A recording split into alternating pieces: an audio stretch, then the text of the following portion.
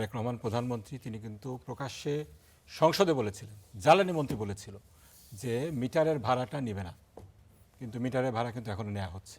আমরা 11 দফা জনদাবি দিয়েছি, সেখানে আমরা পরিষ্কারভাবে বলেছি যে সরকার যেভাবে অন্যায়ভাবে দ্বিগুণ তিনগুণ ভাড়া বিদ্যুৎ বিল নিচ্ছে গত কয়েক মাস ধরে, এটাকে বন্ধ করতে হবে।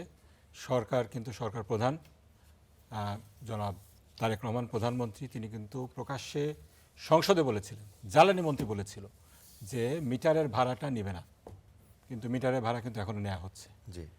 ডিমান্ড চার্জের নামে প্রিপেইড মিটারে ডিজিটাল চাঁদাবাজি চলছে।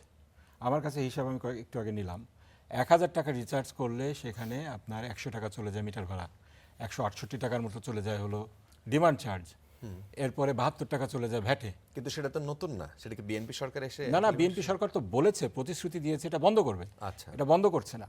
এরপরে আপনার জুন জুলাই মাসে যেই করা হয়, বিল নিয়ে যেভাবে আপনার জনগণের সাথে প্রতারণা করা হয়, জুন মাসে আপনার এই সিস্টেম লস কম দেখানোর জন্য কম বিলিং করা হয়। এরপরে যখন অ্যাকচুয়াল বিলিংয়ে যায় তখন দেখা যায় যে জুলাই মাসে অতিরিক্ত বিল আসে। এইগুলো তো বন্ধ করতে হবে। আপনার এখন যিনি বলছেন আপনার জ্বালানি মন্ত্রী আজকে যেটা বললেন যে বিদ্যুতের বিল কিছু বেড়েছে, দাম বেড়েছে, কিছু বেড়েছে তো 17%, সেখানে 17% বাড়লে আমার বিল 3 গুণ কিভাবে আসে?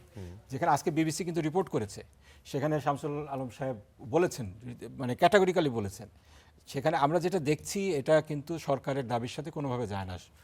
তো জ্বালানি মন্ত্রী বলার চেষ্টা করছেন যে বিল নিয়ে আসেন।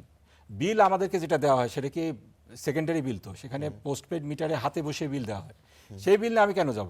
আমাদের যেটা দরকার জনগণের স্বচ্ছতার জন্য আমরা যেটা বলছি, এটা আপনি গণশুনানি ব্যবস্থা করেন, এখানে অরিজিনাল বিল নিয়ে আসেন, এখানে সফটওয়্যার আছে আপনাদের, বিশেষজ্ঞ আছে আপনাদের, আমরাও জনগণের পক্ষ থেকে বিশেষজ্ঞদেরকে নিয়ে যাব। আসলে এখানে কি হয়েছে আমরা দেখছি, পিডিবি অ্যান্ড পিবিএস তারা যে সমস্ত জায়গায় বিল করছে সে সমস্ত জায়গায় অতিরিক্ত বিল আসছে, অন্য জায়গায় তো সেভাবে আসছে না। এইগুলার তো জবাব সরকারকে দিতে হবে এবং গণশুনানি করেই দিতে হবে। আপনি ইন্ডিভিজুয়ালি জনগণকে বলবেন বিল নিয়ে আসেন, বিল নিয়ে জনগণ কোথায় যাবে? সচিবালয়ে ঢুকতে পারে জনগণ? আপনাকে তো গণশুনানির ব্যবস্থা করতে হবে। একইভাবে আমরা যেটা বলছি গ্যাসের সংকট, আচ্ছা গ্যাস সংকটটা নিয়ে পরে আসেন, ঠিক আছে। বিদ্যুতের এখানে যেটা আমরা বলছি গণশুনানির ব্যবস্থা করতে হবে। গত 3 মাসে যে সমস্ত অতিরিক্ত বিল নিয়েছে গণশুনানি করে তদন্ত করে অতিরিক্ত বিলটা স্বয়ংক্রিয়ভাবে ফেরত দিতে হবে।